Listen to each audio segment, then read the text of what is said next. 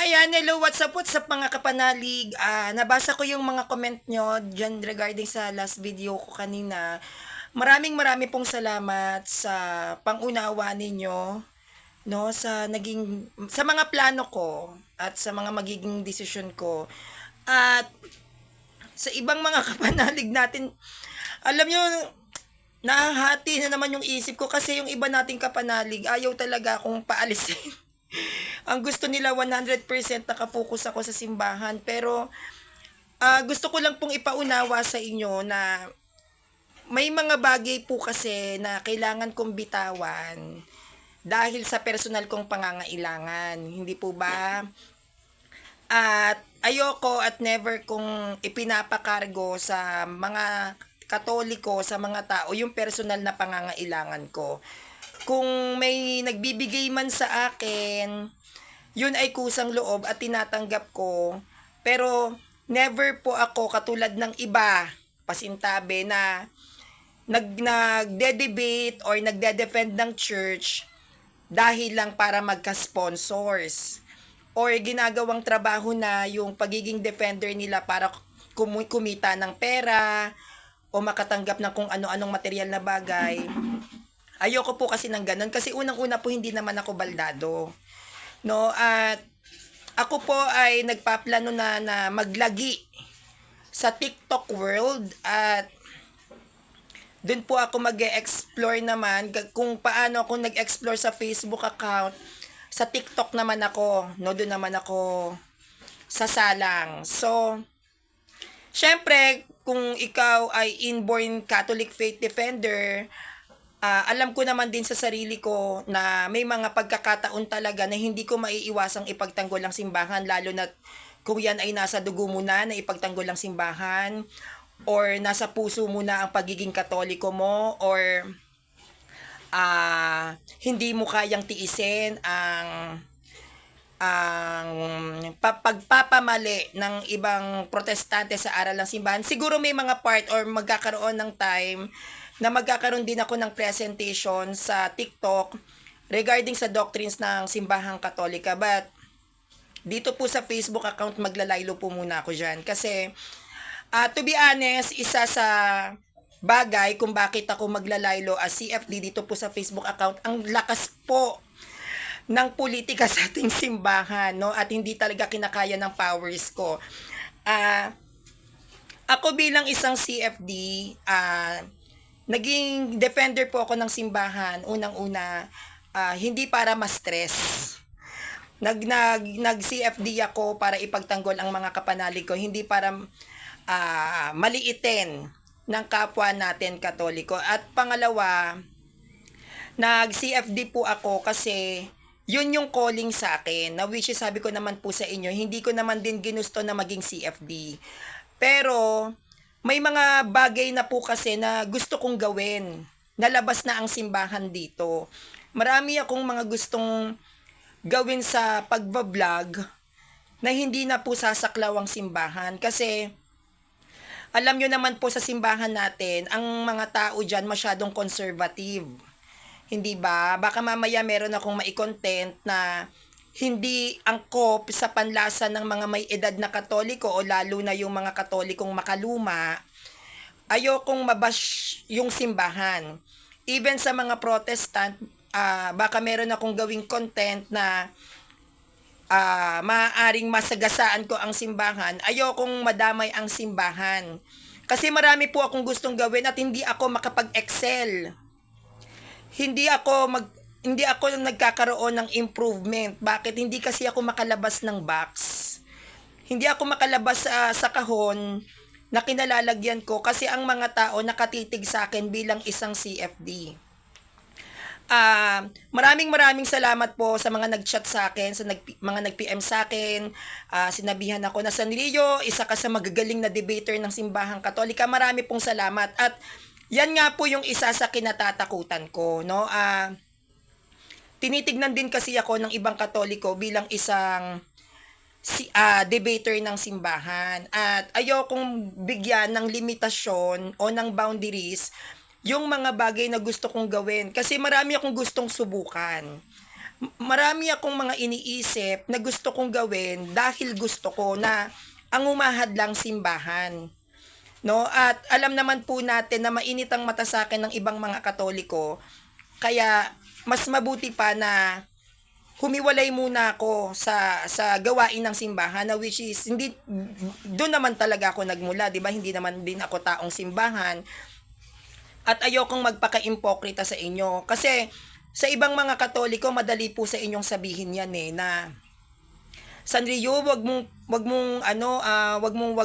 wag kang huminto sa pagiging CFD mo. Madali po sa inyong sabihin 'yan kasi magaganda trabaho nyo. Madali pong sabihin sa inyo 'yan kasi maayos ang trabaho ninyo. Bilang isang CFD, marami po akong pangangailangan. Imagine niyo po, bilang isang CFD, gumagastos ako sa load. Hindi ba? Sa load pa lang. Tapos bilang isang CFD, kinakailangan bukod sa load, may mga references akong ginagamit katulad ng mga libro, gastos na naman 'yon. Siyempre, meron din akong bayaran sa bahay, sa tubig, sa ilaw, sa kakainin ko, sa 6 na aso ko, sa isang pusa ko. Kasama ko pa yung pinsan ko dito sa bahay. Siyempre, dahil kasama ko siya sa bahay, obligasyon ko po na i-provide kung ano ang pangangailangan ng mga kasama ko dito sa bahay. Madali pong magsalita na Sanrio, wag kang umalis, ipagpatuloy mo pagiging CFD mo. Pero wag po nating kakalimutan, tao lang din po ako. Meron po akong sariling pangangailangan at never ever kung gagawin na gamitin yung pagiging defender ko o yung sinasabi nyo kilala ko ng mga Katoliko bilang debater para kumuha ng mga sponsors ko dahil lang sa pangangailangan ko. Hindi po yan trabaho. Iba po ang trabaho, ibang obligasyon. Kung magkakaroon po ng pagkakataon na ako ay may ma-encounter sa TikTok, no, na mga Protestant at masyado silang hard sa ating simbahan, makakaasa naman po kayo na ipagtatanggol ko ang Catholic Church, ang doktrina ng ating simbahan. Pero as of now, talagang iiwas po muna ako or titigil muna ako sa pagde-defend. Total, ang experiences ko naman sa pagbablog ay hindi rin naman nagsimula sa simbahan. Ang experience ko sa pagbablog ay nagsimula sa showbiz. No, yung dun sa ABS-CBN, yung nagsara siya hanggang sa nag-jump into Catholic Church ang pagbablog ko.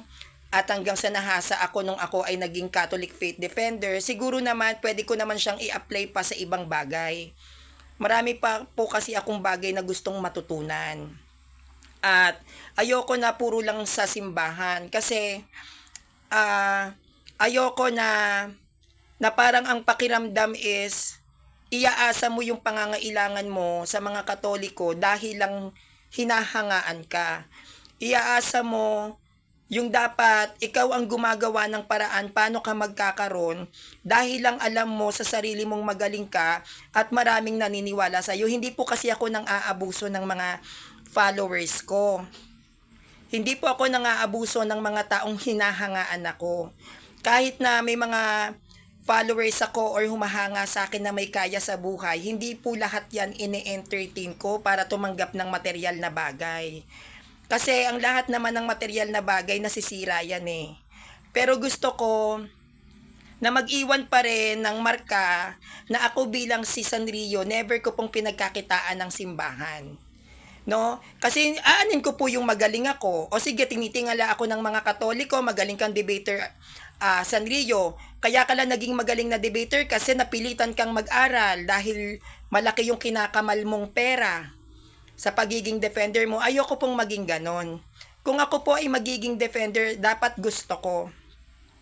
No, dapat ito ay naaayon sa kalooban ko. At isa yan sa malaking disappointment sa akin sa ibang mga Katoliko na ginagawa na lang trabaho yung pagde-defend. Hindi sila nagde-defend kasi responsibility nila yan. Hindi sila nagde-defend kasi kailangan kong ipagtanggol as a Catholic. No, yung iba kasi nagde-defend na lang dahil ginawa na nilang trabaho at ayokong maging kagaya nila.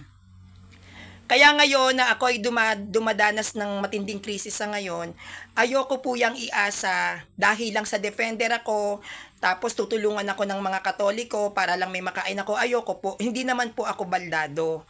Hindi naman ako na stroke. At binigyan naman ako ni God ng talino para gamitin sa ibang bagay kung saan ako makakahanap ng mas magandang hanap buhay.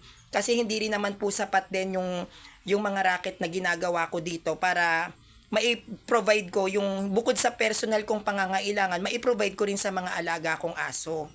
6 po kasi yung alaga kong aso, may isa akong pusa, may buhay yan. At hindi po sila dapat nagugutom. Sana po maintindihan po natin yon. At don't worry, though na ako ay titigil sa pagiging Catholic faith defender ko, hindi naman po ako mapupunta sa ibang sekta. Siguro mag-iiba lang ako ng genre o yung tinatawag na genre. Kung dati ako ay nasa rock music, papasukin ko naman ang pagsasayaw, parang ganon.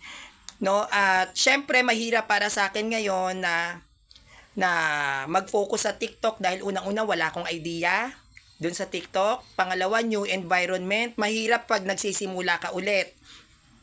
Napakahirap. Pero alam nyo naman po mga kapanalig kung gaano kalakas ang loob ko. At this time siguro, magpapasaya naman ako ng mga tao. Kasi syempre for almost 4 years na nakakatanggap ako ng pambabash, hindi lang sa Protestant, lalo na sa ibang mga Katoliko. This time gusto ko naman magpasaya ng mga tao na Protestant man o hindi. Gusto ko silang matawa, gusto ko silang tumawa kasi ang picture nila sa akin bilang defender si Sanrio mataray, si Sanrio masama ugali, si Sanrio bakit ganyan magsalita sa debate kasi simbahan yan eh. At hindi nila nakikita yung funny side ko, yung kwela na bahagi sa akin. Yung natural na ugali ko kapag wala ako sa simbahan. At yun yung gusto kong ipakita. Na which is lahat din po ng kaibigan ko, yun din po yung sinasabi sa akin na Sanrio, mas magbo-boom ka kung gagawa ka ng content na which is ikaw mismo yung natural na ako. May nabasa nga po ako, sabi akala daw magiging saint ako.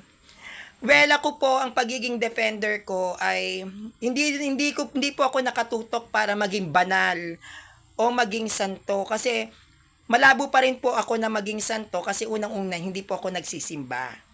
Hindi po ako taong simbahan, malayo po simbahan dito. Ako po ay nagde-defend ng Catholic Church kasi mahal ko ang simbahan. Pero hindi po ako as holy katulad ng mga ibang Katoliko. Makasalanan po ako, napakadumi ng kaluluwa ko. Kaya hindi ko po, never ko pong inisip yan na magdedebate ako para maging santo. Hindi po.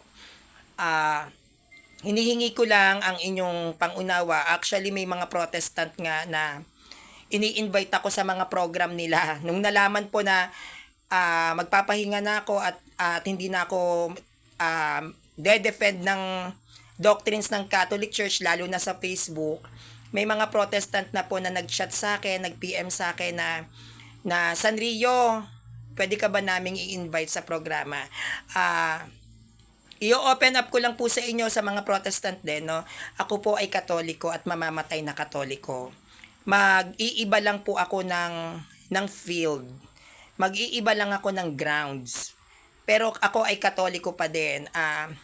San man ako dala ng journey ko, labas na po ang simbahan dito, ha? Ako po ay titigil na sa pagdedepensa sa simbahang Katolika. Kaya kung ano man yung makikita ninyong mga content ko, at pag ito man ay hindi pasok sa panlasa ng simbahang Katolika, ginagawa ko po yun para po magkaroon ako ng pagkakakitaan. At ang mga content na gagawin ko ay napapanahon. Labas na po simbahan dyan, baka may magsabi na naman Katoliko, CFD ba yan?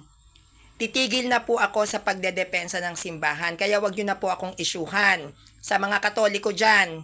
Ha? Hindi na po ako lalaban ng debate. Sinasarado ko na po yan. No?